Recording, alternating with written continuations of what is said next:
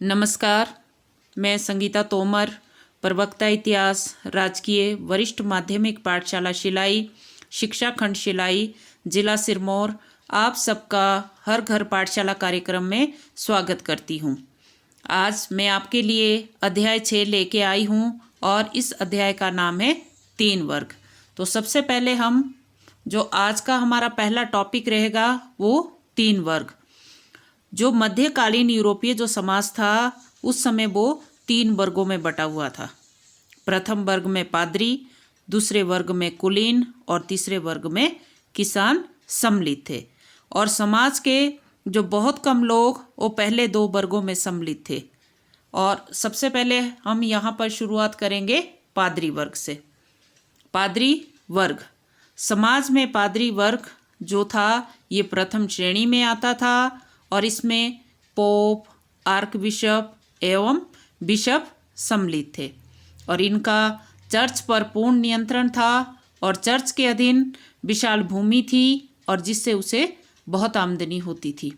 दान भी चर्च की आय का एक प्रमुख साधन था और चर्च किसानों पर टीथ नामक कर लगाता था जो कि कुल उपज का 10वां भाग होता था। तो विशाल आय के चलते ये वर्ग बहुत धनी हो गया था और यूरोप के जो शासक थे इन पर भी इस वर्ग का बहुत प्रभाव था। शासक पोप की आज्ञा का उल्लंघन करने का साहस नहीं करते थे। तो इस वर्ग को अनेक विशेषाधिकार प्राप्त थे।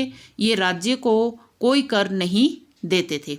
ये भव्य महलों में रहते थे, लोगों को पवित्र जीवन व्यतीत करने का उपदेश देते थे किंतु खुद भोग विलास का जीवन व्यतीत करते थे और ये चर्च की संपत्ति का दुरुपयोग करते थे।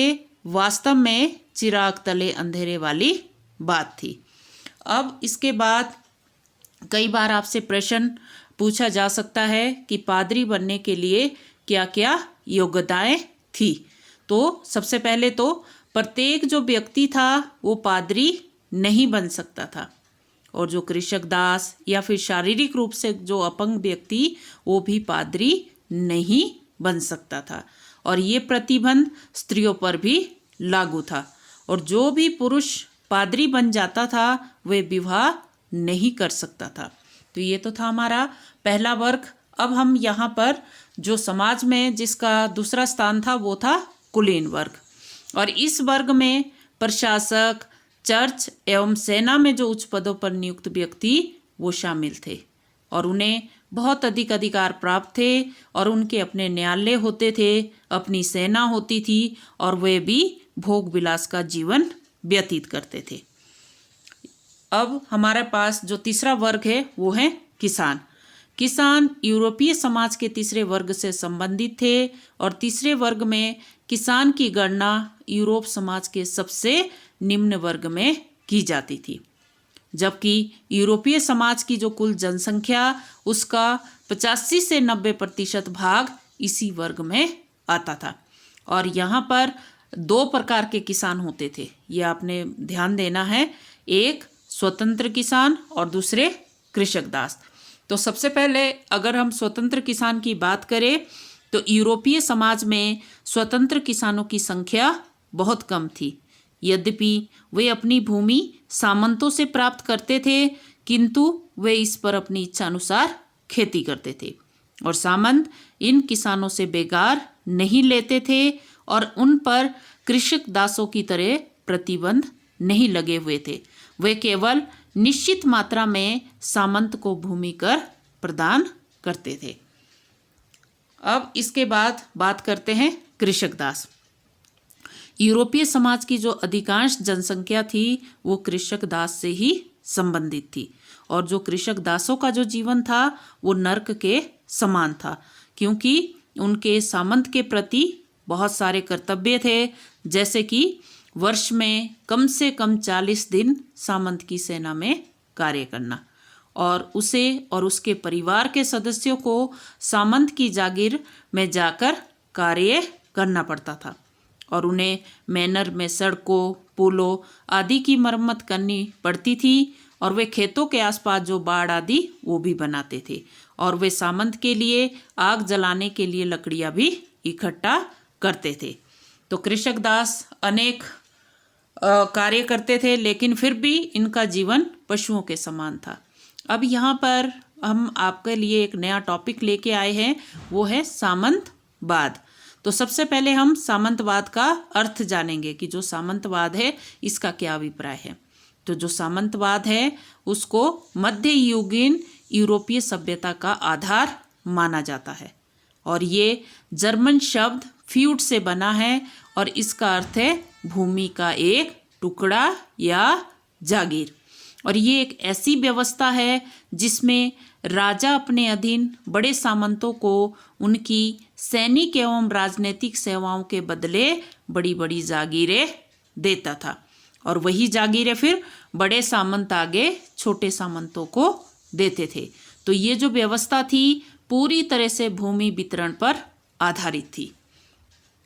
अब इसके बाद कि जो ये सामंतवाद जो था इसका उदय यूरोप में क्यों हुआ, इसके पीछे क्या कारण रहे, तो वो भी आपको मालूम होना चाहिए।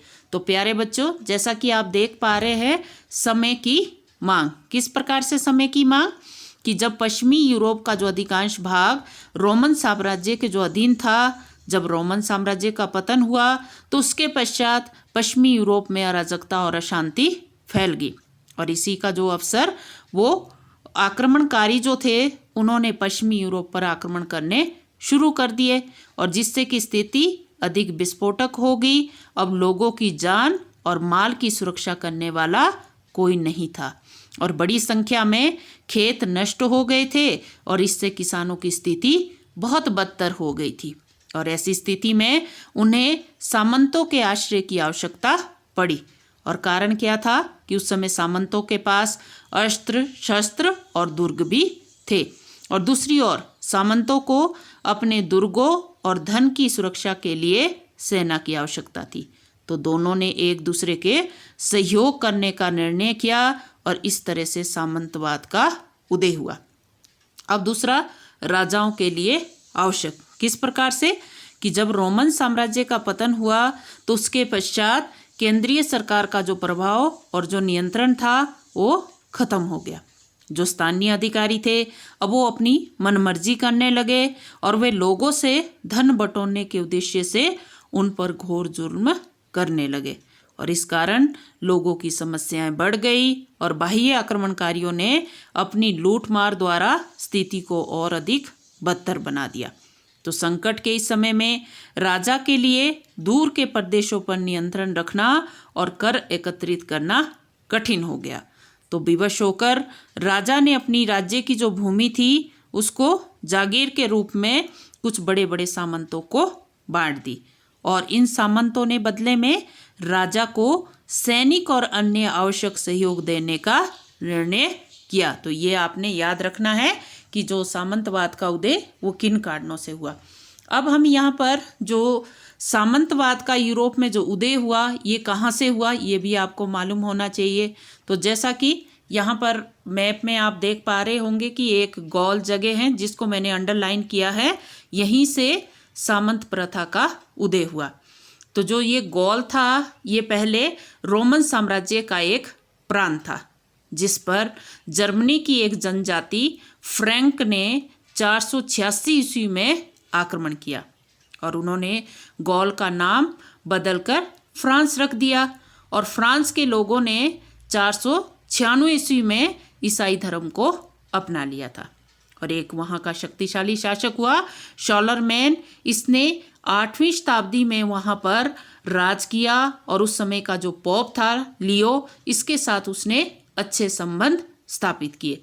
तो शॉलरमैन ने अपने साम्राज्य के विस्तार के लिए सामंतों की सहायता लेनी चाहिए, इसीलिए उसने सामंतों में अपनी जागीरें बांट दी, और सामंतों को अपने क्षेत्रों में इसने बहुत अधिक न्यायिक और दूसरे अधिकार दे दिए, और इसके बदले में सामंत ने राजा को सैनिक सुरक्षा प्रदान करने का वचन दिया।